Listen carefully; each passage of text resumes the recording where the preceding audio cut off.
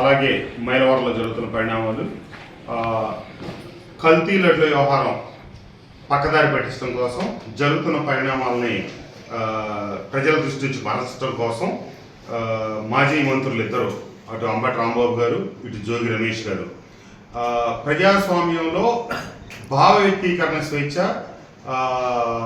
అట్లాగే ఈ మనకి మాట్లాడే స్వేచ్ఛ మన రాజ్యాంగం కల్పించింది. కానీ ఎదటివారి మనోభావాలు దెబ్బతీసేటట్టు అసభ్య పదజాలంతో మాట్లాడే వ్యక్తులకి అదే రాజ్యాంగం కొన్ని పరిమితులు కూడా విధించింది. వాళ్ళు అది గమనించకుండా ఇష్టారాజ్యంగా మాట్లాడుతూ ఉన్నారు. ఈ పరిస్థితులు, ఈ పరిణామాలే మన గుంటూరులో జరిగిన సంఘటన కావచ్చు, నిన్న ఇబ్రహీంపట్నంలో జరిగిన సంఘటనలు కావచ్చు కారణమైంది. 83 రోజులు కల్తీ మద్యం కేసులో అరెస్ట్ అయ్యి జైలుకి వెళ్ళి తన వైఖరి బుద్ధి ఏమాత్రం మార్చుకోకుండా జోగి రమేష్ గారు వస్తానే దారిలో పోలీసు అధికారులు అనుచిత వ్యాఖ్యలు, అలాగే చంద్రబాబు నాయుడు గారిని, లోకేష్ బాబు గారిని ఉద్దేశించి చాలా కించపరిచే విధంగా మాట్లాడటం, అట్లాగే వాళ్ళ రాష్ట్ర పార్టీ పిలుపు మేరకు ఇబ్రహీంపట్నంలో శనివారం ఉదయం కార్యక్రమం చేస్తా అక్కడ ముఖ్యమంత్రి గారిని, లోకేష్ బాబు గారిని ఉద్దేశించి మాటకు ముందు ఇతను ఒక దురలవాటు నేర్చుకున్నాడు. అది ఏమిటి అనే పద్ధతి లేకుండా ప్రతి ఒక్కళ్ళని అరే ఒరే, ఏరా బాబు, పోరా బాబు. చంద్రబాబు నాయుడు గారు భారతదేశ సీనియర్ రాజకీయ నాయకుల్లో ఒకరయ్యి ఉమ్మడి ఆంధ్రప్రదేశ్లోనూ విభజింపబడిన ఆంధ్రప్రదేశ్లో అత్యంత ఎక్కువ కాలం ముఖ్యమంత్రిగా పనిచేసిన వ్యక్తిని పట్టుకొని అరే బాబురా, నువ్వు దుర్గగుడికి రా, నువ్వు నా ఇంటికి వస్తావా, నన్ను నీ ఇంటికి రమ్మంటావా. ఇప్పుడు ఒక శాసనసభ్యుడి నియోజకవర్గంలోనే దాదాపుగా 3 లక్షల ఓట్లు ఉంటా ఉన్నాయి. వాళ్ళందరూ ఆ శాసనసభ్యుడితో రా, నువ్వు నా ఇంటికి రాలే, అది నీ ఇంటికి వస్తాం. అట్లాగే ఈ రాష్ట్రంలో 5 కోట్ల జనాభా ఉన్నారు. నీలాంటి మాజీ మంత్రులు, మాజీ ఎమ్మెల్యేలు, ప్రజాప్రతినిధులు ఒక 50,000 మంది ఉంటారు. వీళ్ళందరికీ ముఖ్యమంత్రి గారు సమాధానం చెప్పి నువ్వు వచ్చి గుళ్ళల్లో ప్రమాణాలు చేయమంటే చేయటానికి ఇక్కడ ఎవరు తేరగాలేరు. గతంలో మీ జగన్మోహన్ రెడ్డి గారు ఎక్కడైనా చేశాడా, లేకపోతే జగన్మోహన్ రెడ్డి గారు ఎక్కడైనా వస్తాడా చేస్తాడో చెప్తే అట్లాగే మేము కూడా చంద్రబాబు నాయుడు గారు నొప్పిస్తాడు, నువ్వు నేను ఇద్దరం కలిసిన ప్రమాణాలు చేస్తాం. అనవసరపు లేనిపోని వివాదాలు లేపడానికి అతనేదో అతి తెలివి ప్రదర్శిస్తా గొప్పగా మాట్లాడినట్టు తనకు తనే ఊహించుకొని ఈ గుళ్ళల్లో ప్రమాణాలు చేయమంటావు. నువ్వేమో అవలంబించే విధానం క్రైస్తవ మతం, నువ్వు క్రైస్తవ మతాన్ని పుచ్చుకొని చర్చిని నమ్ముతావు, గుడికి వచ్చి ప్రమాణాలు చేయమని అడుగుతావు. సరే, చర్చికైనా ఎందుకు రావాలి, గుడికైనా ఎందుకు రావాలి? ఎవరు ప్రమాణాలు వాళ్ళకుంటాయి. నీ ఇంటి మీద ఉద్దేశం చేసే ఉద్దేశం ఎవరికి లేదు. నువ్వు మాట్లాడిన భాషే కార్యకర్తల్లో అసహనానికి దారితీసి ఆ పరిస్థితి అదుపు తెప్పి నీ ఇంటి మీద దాడికి ప్రయత్నించారు కొందరు. దాన్ని అటు పోలీస్ శాఖ వారు కావచ్చు, ఇటు కూటమి నాయకులు కావచ్చు చాలా మేరకు వారించి చాలా పెద్ద నష్టం జరగాల్సిన దాన్ని పూర్తిగా ఆపడం జరిగింది. నేను వైసీపీలో పనిచేసినప్పుడు కూడా ఎక్కడైనా ఎవరినైనా తిడితే వాళ్ళకి మంచి అప్రిసియేషన్ ఉండేది, వాళ్ళని బాగా గౌరవించేవాళ్ళు. వాళ్ళకి భుజం తట్టి, వెన్ను తట్టి, మీ వెనక మేమున్నాం, ఇంకా బాగా తిట్టండి, ఇంకా బాగా కొట్టండి అన్నట్టుగా పొగడతలు ఎన్ని ఉండేవి అన్నమాట. కానీ ఇక్కడ కూటమి ప్రభుత్వం అదే లేదు. ఎక్కడైనా తప్పు చేస్తే, ఓ పొరపాటు చేస్తే నిన్నటి నుంచి నాకు నేను ఊర్లో లేకపోయినా, ఈ సంఘటనతో నాకు సంబంధం లేకపోయినా, ఈ సంఘటనల్ని నాకు అవగాహనలోకి రాకపోయేటప్పుడు కూడా ఇక్కడ బాధ్యుడిగా నేను ఉన్నా కాబట్టి నాకు మా హోంమంత్రి గారి దగ్గర నుంచి, ముఖ్యమంత్రి గారి దగ్గర నుంచి, మా కూటమి పెద్దలందరూ ఫోన్ చేసి ఇట్లాంటి ఇంకోసారి పునరావృతం కాకుండా మీరు కట్టుదిట్టమైన చర్యలు తీసుకోండి అని మందలించడం జరిగింది. అది ఇక్కడ ఈ కుటుంబంలో ఉన్నటువంటి సాంప్రదాయం. పెద్దలకి ఈ నాయకులందరూ చెప్తా ఉన్నారు. అక్కడేమో తిడితేనో, ఇళ్ల మీద దాడికి వెళ్తేనో, ఎంత వల్గర భాషతో మాట్లాడితే అంత గొప్ప నాయకుల కింద పరిగణింపబడతా ఉన్నారు వైఎస్ఆర్ కాంగ్రెస్ పార్టీలో. కాబట్టే వాళ్ళు ఈ రకంగా బరితెగించి మాట్లాడుతూ ఉన్నారు.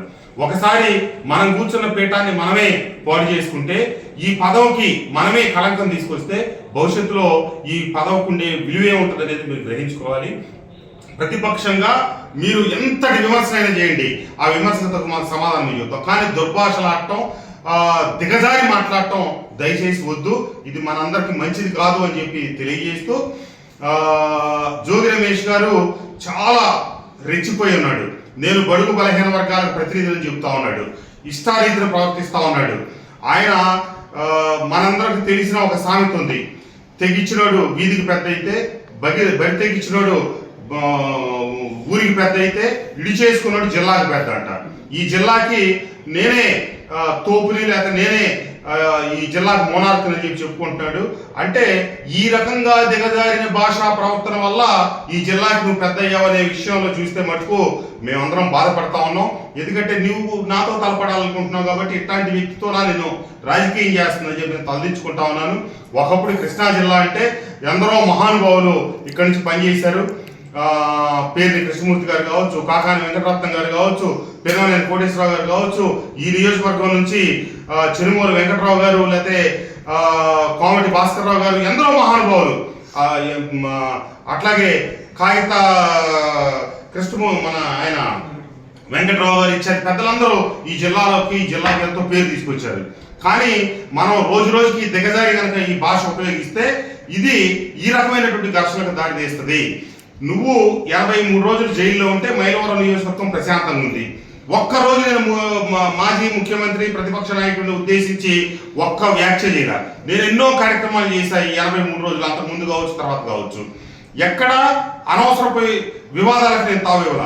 నా ప్రారంభోత్సవాల్లో లేకపోతే నా ప్రభుత్వం నుంచి నాకున్న కార్యక్రమాలు నేను చేసుకుంటూ వెళ్తున్నా. ప్రతిపక్షంగా నీకు కూడా చాలా కార్యక్రమాలు ఇస్తారు, ఆ కార్యక్రమాలన్నీ చేసుకోవచ్చు. ఈ నియోజకవర్గంలాగానే 175 నియోజకవర్గాల కార్యక్రమాలు జరుగుతాయి. కానీ ప్రతి దాంట్లో కూడా వివాదాస్పదమైన వ్యాఖ్యలు చేసి తనకంటూ ఒక గుర్తింపు తెచ్చుకోవాలని ఇష్టారీతిగా ప్రవర్తిస్తే ఎవరు చూస్తా ఊరుకోరు. నువ్వు గనక ఆ భాష కనుక వాడదలుచుకుంటే నీలాగా దిగజారి మేము మాట్లాడలేకపోతున్నాం. అదొకటే మాలో ఉన్న బలహీనత. ఎందుకంటే మా ముఖ్యమంత్రి గారు, మా కుటుంబ పెద్ద ఈ రకమైన భాషకు ఆయన అంగీకరించట్లా.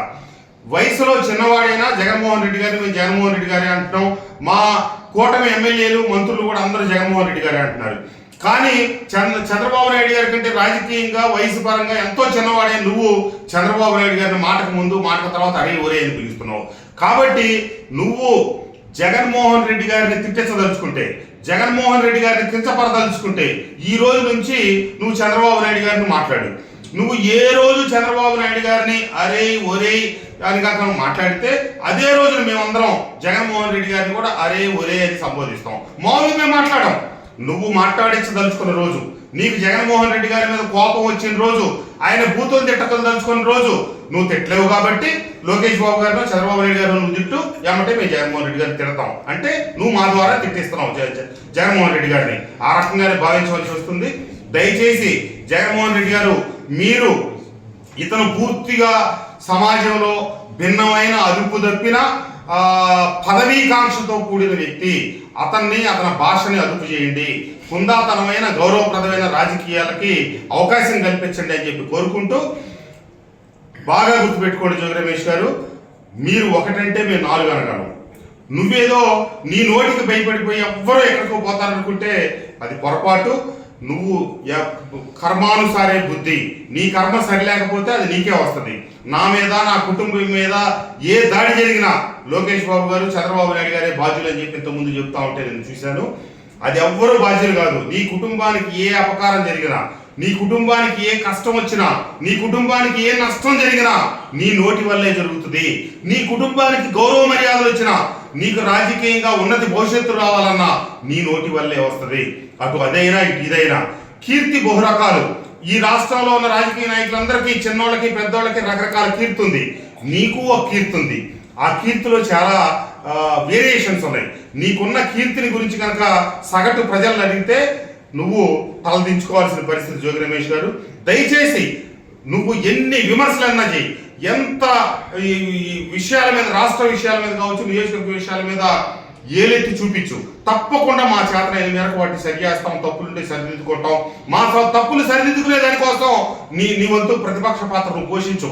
ఎక్కడ నీ గౌరవానికి భంగం కలిగించాం జోగి రమేష్ గారు తప్పితే జోగి రమేష్ అని కూడా మేము ఏ రోజు మాట్లాడాం. కానీ నువ్వు శాసనసభ్యుడిగా నన్ను ఇప్పుడు పట్టుకొని అరే ఒరే అని నీ ఇష్టం వచ్చినట్టు ఎన్నోసార్లు ఎన్ని మాటలు మాట్లాడావో, ఎన్ని వీడియోల్లో మాట్లాడావో ప్రజలందరికీ తెలుసు, మైనారిటీ. అట్లాగే ముఖ్యమంత్రి గారి గురించి నువ్వు మాట్లాడే ఈ భాష 1 సారి 2 సార్లు 3 సార్లు చేసి చివరికి ఇది ఉగ్ర రూపం దాల్చి నీ మీద ఎంతటి తిరుగుబాటు కనిపిస్తావు. నువ్వేదని వెనక ఒక అరాచక శక్తిలో 20 మందో 25 మందో ఉంటే వాళ్ళని చూసి నీ నోటిని చూసి భయపడి ఆగుతారని అనుకుంటే నీ భ్రాంతి. నీకు గౌరవిస్తాం, నువ్వు మమ్మల్ని గౌరవించు. ఇద్దరం సమన్వయంతో మైలవరానికి ఇక్కడ పనిచేసిన అంతసేపు రాష్ట్ర నాయకుడు ఎక్కడా చెప్పట్లా, జిల్లా నాయకుడు ఎక్కడా చెప్పట్లా. నా చుట్టూ గిరిగీసుకొని నా పరిధిలో నేను పనిచేసుకుంటున్నా.